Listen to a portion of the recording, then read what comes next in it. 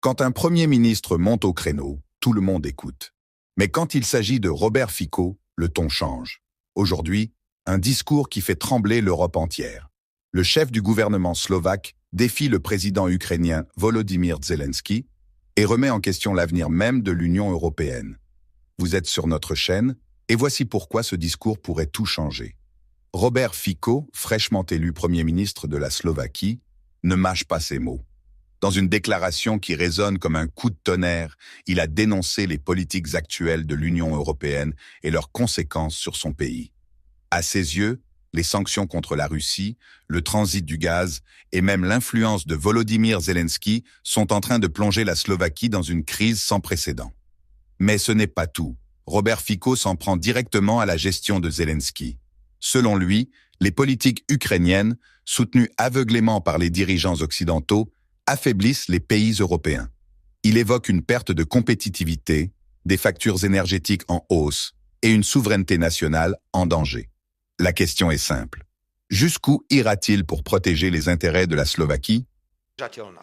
Vous ne pouvez pas forcer un pays à choisir entre accepter des migrants illégaux sur son territoire ou payer une amende de 20 000 € par migrant. Et où est la souveraineté de cet État? Est-ce qu'un État ne peut pas décider par lui-même s'il accepte ou non quelqu'un? Un État ne peut-il pas aussi décider, par exemple, s'il veut aider des pays du tiers-monde, qui sont les principales sources de migrants? Ce n'est pas une bonne approche. Par conséquent, si nous voulons parler de l'amélioration du fonctionnement de l'Union européenne, oublions l'idée de supprimer le droit de veto. La suppression du droit de veto serait le début de la fin de l'Union européenne. Il n'est pas acceptable que les petits pays, ou les pays plus petits, ou une minorité ayant un avis différent, soient contraints en tant que pays souverains de faire quelque chose qu'ils désapprouvent. L'unanimité dans 3 domaines, la sécurité, la politique étrangère et le budget, doit être maintenue. Sinon, l'Union européenne aura, à l'avenir, de gros problèmes, je le répète. Le troisième sujet qui doit figurer à l'agenda de l'Union européenne est celui de la politique étrangère commune. Vous connaissez mes opinions que j'ai exprimées à plusieurs reprises, et ce n'est pas une critique. Je m'adresse maintenant à M. Bélizan, des États-Unis, pour dire que l'Union européenne est désemparée en matière de politique étrangère, et nous restons souvent impuissants à observer ce que notre allié et partenaire transatlantique dit et fait. Cela est prouvé par le fait que, alors que nous sommes capables de produire immédiatement des conclusions de 100 pages sur l'Ukraine, nous ne sommes pas capables de formuler des conclusions sur ce qui se passe, par exemple, en Israël. Cela montre simplement que nous ne sommes pas capables de formuler des résultats fondamentaux en matière de politique étrangère. Dans quelques semaines, nous aurons un sommet mondial de la paix en Suisse. Nous avons eu une réunion du Conseil européen. Pour l'instant, nous ne savons pas ce que l'Union européenne va proposer. C'est la première fois que Monsieur le secrétaire d'État m'a informé qu'il y avait une déclaration générale qui serait préparée comme base pour la position de l'Union européenne. Mais cela reste insuffisant. Nous représentons 500 millions d'habitants. Nous faisons semblant d'être les meilleurs et les plus sages du monde. Et nous ne sommes pas capables de proposer une initiative de paix pour l'Ukraine. Nous ne sommes pas capables de proposer une initiative de paix. Toutes les réunions du Conseil européen sont des cabinets de guerre. Des armes, des armes, des armes et des armes.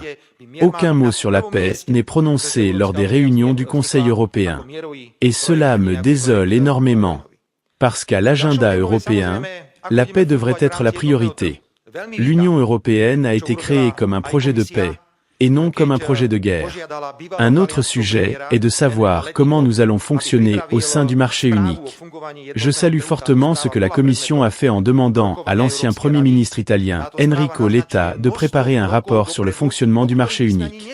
Ce rapport a été soumis à la discussion du Conseil européen. Ce rapport propose de nombreuses étapes en avant, dont nous n'aurions même pas rêvé de discuter il y a 10 ou 15 ans. Mesdames et messieurs, il y a une énorme critique sur notre incapacité à obtenir suffisamment de ressources financières au sein de l'Union européenne pour financer nos besoins propres. Il y a une énorme critique sur la manière dont une grande quantité de fonds quitte l'Union européenne, principalement pour se retrouver dans d'autres pays, en particulier aux États-Unis. Encore une fois, ce n'est pas une critique, c'est l'habileté des États-Unis. Et c'est notre incapacité à proposer des produits à l'échelle de l'Union européenne, qui permettent aux gens, aux entreprises, au capital de rester ici et d'être utilisés pour nos projets. Je salue cette idée, qui a été abordé lors des discussions du Conseil européen. Et il n'est pas surprenant que le débat ait lieu en Slovaquie sur ce que nous allons faire pour, en plus des ressources que nous avons dans le budget national, provenant des fonds européens, des ressources que nous pourrions obtenir par des investissements étrangers, des projets PPP ou des plans de relance, trouver d'autres solutions. La seule chose que nous puissions faire est d'offrir des produits financiers attrayants pour le deuxième pilier de la retraite et proposer des produits financiers intéressants pour les gens, afin qu'il leur soit plus avantageux d'investir leur argent, par exemple, dans des projets d'infrastructure en Slovaquie, plutôt que de laisser cet argent sur un compte bancaire qui ne rapporte rien. C'est une discussion légitime. Et je rejette encore une fois tous ces mensonges et ces phrases selon lesquelles le gouvernement slovaque va saisir l'argent des gens. Non, au contraire, nous voulons leur donner plus d'argent pour que cet argent soit valorisé ici, à la maison, en Slovaquie, et que les gens obtiennent des rendements bien plus élevés que ceux offerts par les compagnies de gestion de fonds de pension, ou que ceux offerts par le simple dépôt d'argent. Dans l'ensemble, je suis heureux que l'Europe change. J'ai eu de nombreuses discussions ouvertes avec le commissaire Effovi, que nous avons souvent abordées, notamment sur l'énergie et d'autres sujets. Monsieur le commissaire, vous savez très bien que la question de l'énergie nucléaire était un tabou. Lorsque je suis arrivé pour la première fois au Conseil européen en 2006 et que je voulais parler du fait que nous allions obtenir le 3e et 4e réacteur à Mochovce, car cette décision a été prise en 2007 ou 2008, tout le monde m'a regardé comme si j'étais devenu fou. Parce qu'autour de ce pays, on fermait les centrales nucléaires et on spéculait sur le fait que tout serait réglé par des éoliennes ou d'autres moyens alternatifs pour produire de l'électricité. Aujourd'hui, soudainement, nous en sommes à un point où nous parlons tous ouvertement que nous ne serons pas capables d'atteindre les objectifs énergétiques et climatiques ambitieux que nous avons sans la construction de nouvelles centrales nucléaires. Et c'est pourquoi je déclare très clairement que l'ambition de mon gouvernement est d'annoncer, dans un avenir proche, la construction d'un nouveau réacteur nucléaire à Jaslovské Bojunice, d'une capacité de 1100 à 1200 MW, car nous savons que sans un tel nouveau réacteur nucléaire, nous ne serons pas en mesure d'aller de l'avant. Je salue également l'aspect social du marché unique et de l'économie circulaire, qui est aujourd'hui promu dans l'UE. En ce qui concerne l'aspect social, lors de la visite de l'ex-premier ministre italien mentionné, Monsieur Letta, j'ai dit, Enrico, nous ne pouvons pas toujours parler de ce que nous allons faire pour le marché unique. Vous demandez tout ce que les gens vont sacrifier, ce que les entreprises vont sacrifier, pour que nous ayons un marché unique. Vous savez que le marché unique est une chose énorme et précieuse. Mais peut-être devrions-nous nous demander ce que le marché unique peut faire pour les gens, pour améliorer la qualité de vie en général. Et c'est pourquoi je pense que l'époque qui s'ouvre devant nous nous ouvre les yeux, et nous permettra d'être extrêmement innovants dans les approches qui seront proposées. Et ce seront des approches que peut-être personne n'aurait cru possible il y a quelques années.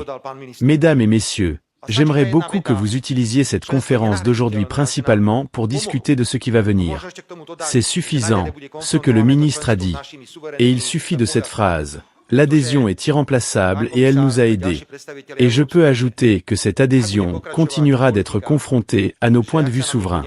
Parce que, monsieur le commissaire et d'autres représentants de l'UE, si la politique continue ainsi, et que chaque fois qu'un pays de l'UE ne plaît pas à certains, on lui impose des principes et des mécanismes liés à l'état de droit, alors Dieu protège-le.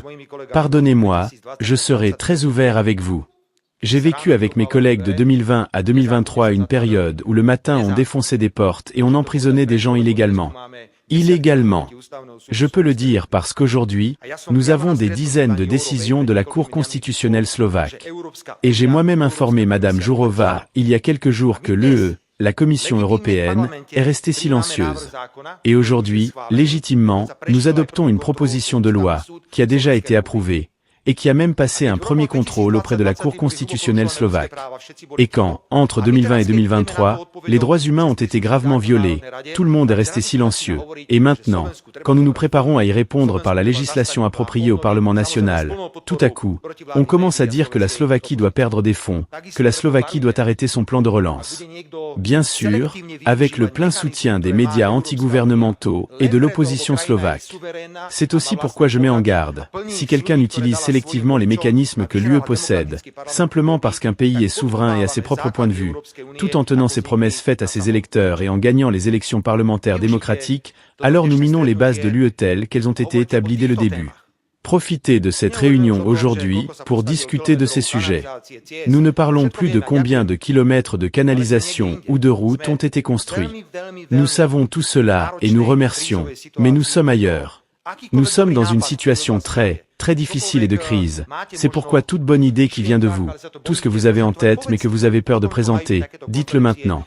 C'est ce que doivent être de telles conférences. Elles ne doivent pas être seulement des réunions pour le plaisir de se rencontrer.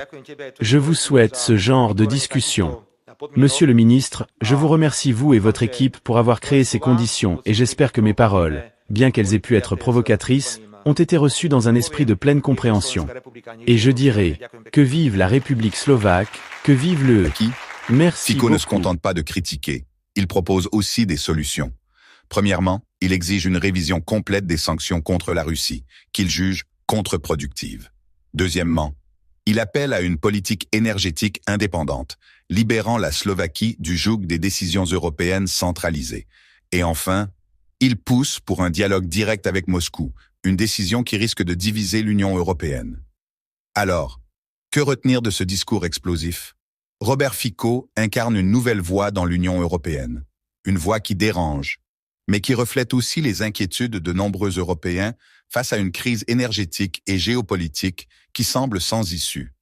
Ces mots pourraient-ils amorcer un tournant pour l'Europe ou, au contraire, aggraver les divisions internes?